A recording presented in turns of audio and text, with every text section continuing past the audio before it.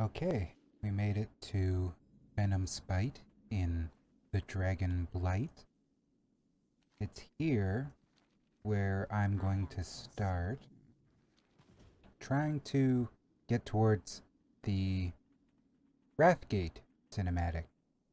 And hopefully once we're done with that, we'll be a high enough level to leave Northrend. I have a couple quests to hand in. This one, oh, blended in with the old candles. Oh, they sent me here, and he's like, "Well, get on out of here, you." That's okay. He can try and tell me to go, but they need my help more than they realize. And this is the quest we're here to do. 10 ectoplasmic residue. That does not sound difficult. It might be difficult though, because this is my first chance to play my warlock since the Battle for Azeroth 8.0 pre-patch. So I guess it's a good thing that I have a quest where I just have to go out and find 10 dudes. I'm thinking this is it, right? That's all I gotta do. I've changed up my talents a little bit.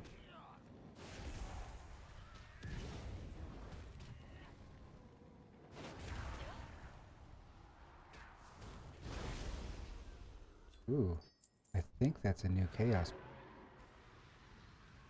I wanted to try out this sort of like a rapid fire warlock. I couldn't find many more rapid fire spells to use.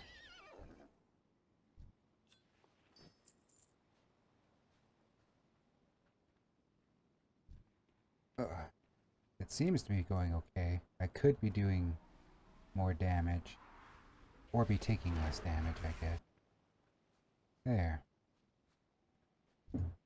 So these ectoplasms that we're actually gathering right now are the remains of Arthas's fleet that he brought with him from Lordaeron. And it's really sad to think about all these people here starving or burning on the ships, and it's actually directly on a ley line. You can find that over in the woods here. And yeah, just like all of these it's kind of like in our world how they say as spirits end up as they get lost or whatever. It's exactly the same thing here. Oh. Now I'm a spirit too. I'm not entirely sure how everything went so sideways there. I I thought I had to attack one enemy and then gather up a node. But as I was gathering the node, I got attacked by one enemy and then another enemy and then another enemy. So I guess I saw what happened. What I'm getting at is it seemed gratuitous. Like there was nothing there. Like I'm gonna recall that vista, maybe, and we can see how clear and open that was, and how it ended up in rather short order. It's still there. He was camping my corpse. I cannot believe it. See? There's nobody here. Okay, I'm gonna give, it's a new patch, so we're gonna give Thokthak a try. We're not gonna make it with Thokthak. We're not gonna make it, I don't think. Okay, Thokthak, we're really gonna need you to do that thing that you do. You taunt still? Okay. So I think my problem might be I'm not using the old Chaos Bolt enough. Which is, it's fair. That is a pretty important spell. Oh, that's what I'm looking for. Jeez. Okay. So yes, Arthas, when he arrived here and was seeking out the Dreadlord for quite some time, he ended up staying here so long that he received a summons to go back home from his father. Now, he didn't really listen to that summons, as we can see here. Instead of doing what his father commanded, what his king commanded, I suppose, he instead burnt all the ships in the harbor and stranded all his men here, and then went off on his own immediately after, pretty much, to find the Dreadlord, and left his men here.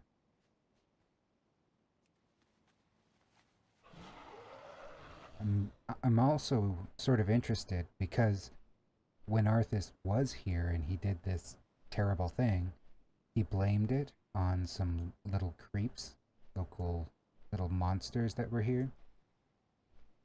But I don't see any, like, they did show up and wipe out the monsters. But I thought Blizzard might have like a little Easter egg about them, but no. No, it's just the Scarlet Onslaught, which is another story for another day. For now, we're just focusing on the old Arthas story. And if I could, if they had an Easter egg here for those little monsters that Arthas blamed, it would have been nice, but oh well. Oh well.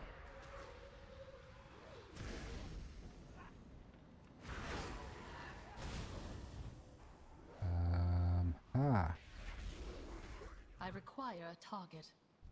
Oh, he's done. Oh, he done.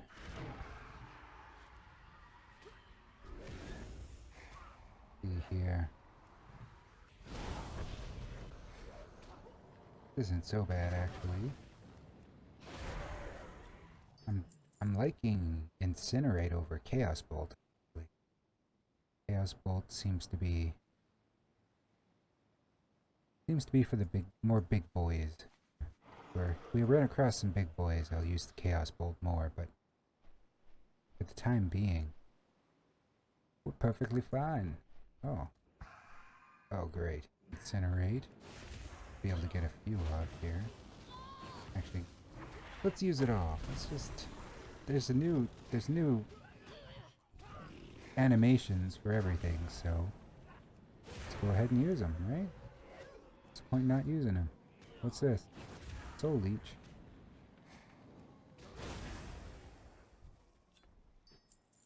Too far away. Maybe they updated the amount of experience. Oh, I think they did. I think that is an updated amount. Alright, now's the time for the Chaos. There you go. How did you enjoy that, sir? I'm still kind of looking... Oh, it might have been Sea Giants. This might be the Sea Giants thing. Way too big an anchor for a ship like that, I think.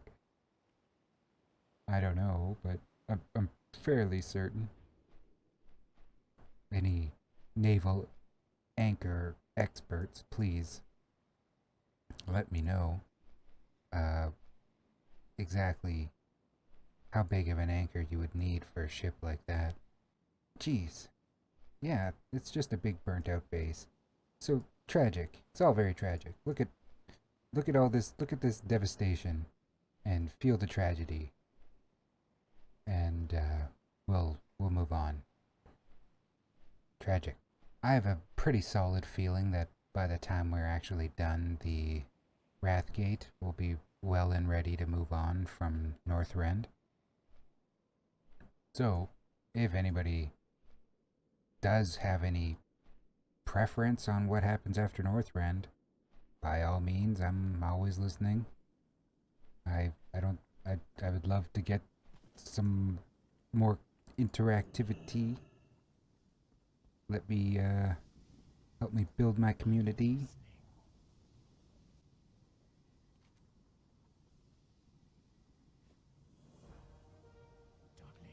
All right. So Emerald Dragon Tears. At this current point, I believe there's only one place we can go to get Emerald Dragon Tears. And that's the Emerald Dragon Shrine. That's, I believe, exactly across from the Blue Dragon Shrine in the middle of the Dragonblight. You'll know the Blue Dragon Flight, or Blue Dragon Shrine, when you see it because of the gigantic blue laser beam streaming out of it. And the green dragons, we've focused a lot on blue dragons. They really only play a part in Wrath of the Lich King. Green dragons, blue dragons focus on magic. Green dragons are always focused on dreaming. The lady Ysera is called the Dreamer, and they have command over a realm called the Emerald Dream. And the Emerald Dream, you can see it a lot more in Legion. Legion was kind of the final conceptualization of the Emerald Dream and the Emerald Nightmare. And what the Emerald Dream is basically a place where the mountains and rivers and forests and all those different facets of nature, what they would accomplish and what they would have turned into if there had been no intelligent interaction with them, if they had just been left to their own natural devices, what would have happened to them? And what would they look like? It's also a realm where either time or space is very different. What the wild nature of the place itself, or what to call it, but you can go vast distances traveling the same space in the Emerald Dream that you would in the real world. So say I was walking this path and I walked this far in the Emerald Dream. When I got back in the real world, if I had just easy access in between, I would be up here, or say, like, just for to say. Yeah. So that's one of the that's where the green dragons, their home and where they feel it most, and they their powers are usually like when you're tangoing with something that's a green dragon, it's got some sort of venom, and it's very nature based. So, and not just in terms of like, oh, they all use green stuff. Like, oh, it's got to be venom and it's got to be lizards and stuff. Like, there are the they are the roots of druidism, and druidism will invoke the primal strength of a bear, or, you know, the sure-footedness of a goat. You know, you never know. So that's where their strength comes from. Whereas the blue dragons, they have it kind of more simple in that it's just magic. It's everything. Oh, it's magic, I guess.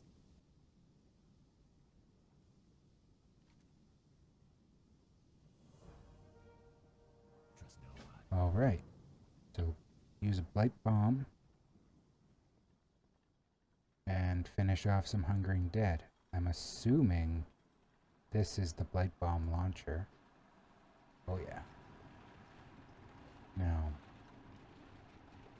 where do we go from here? I think I went the wrong way, but I don't think there's a particular right or wrong way with this quest. As long as you end up with your blight blighting the enemies, you should be fine. And it looks like I've reached my destination.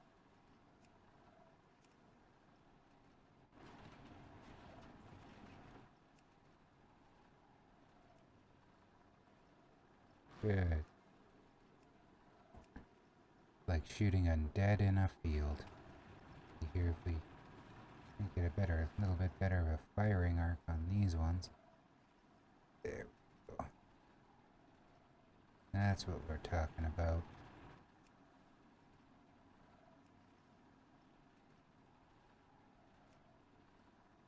$30.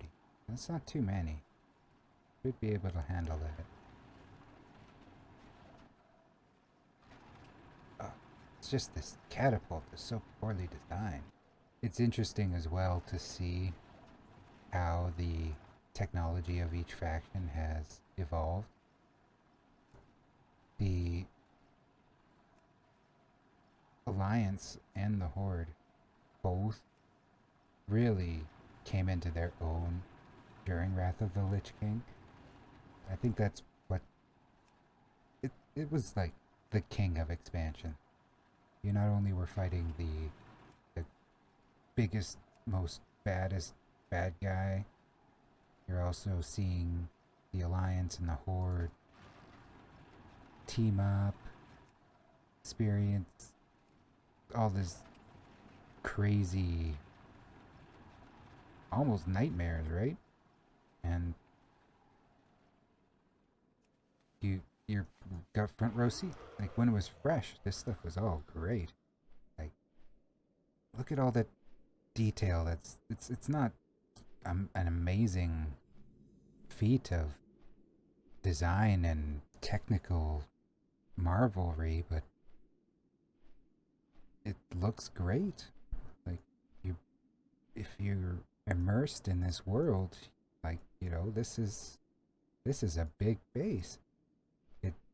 Its function really is more for the non-player NPCs, but all the player does is show up, do some quests, and leave. But like I said, if you're immersed in this world, if you're immersed in any world, that kind of just little gem of realism definitely is memorable. Right. So, with that completed and all of the blight perfected, we can head on down to the Westwind refugee camp. It's important to see all of these little threads before we go to the Wrathgate, not only because it unlocks the quest itself, but also it sets the stage for the events that are going to happen. The Wrathgate is, again, one of the most major turning points. It was a major launching event for uh, something in the Wrath of the Lich King, like one of the patches. And every patch in World of Warcraft, it tends to be a big deal. It always brings in some new concepts, new content, all that. Why would you patch if you're not going to be bringing in something new, right? This is our first real look at, or well, I guess it's our second look, but this is the first time I'm saying anything about it. This is our look at the Ruby Dragon Shrine, and the red dragons. They're the ones that are uh, based in the power of life. So they always, I guess they would grow the forests, and the green dragons would maintain the forests and the animals. So you'll always see that with red dragons is this idea of growth and renewal. I wouldn't say they're not about resurrection and that sort of unnatural side of things. How may I aid you? Okay, so at the Westwind refugee camp now, we're doing the quest Into the Fold, and this will help us once again get towards our goal of watching that Wrathgate cinematic. Walk with me, Earthman. So the Tonka are just like the High Mountain Tauren. They're just like the So the Tonka are just like the High Mountain Tauren in that they live in a completely different and almost isolated part of the world, but they share very similar traits. Mostly their massive muscular bodies and horns. The Tonka are based off of the bison, and they are quite meaty. And obviously, because they share some sort of ancestry and belief with the Tauren, they are more likely to join the Horde versus the Alliance. I don't know.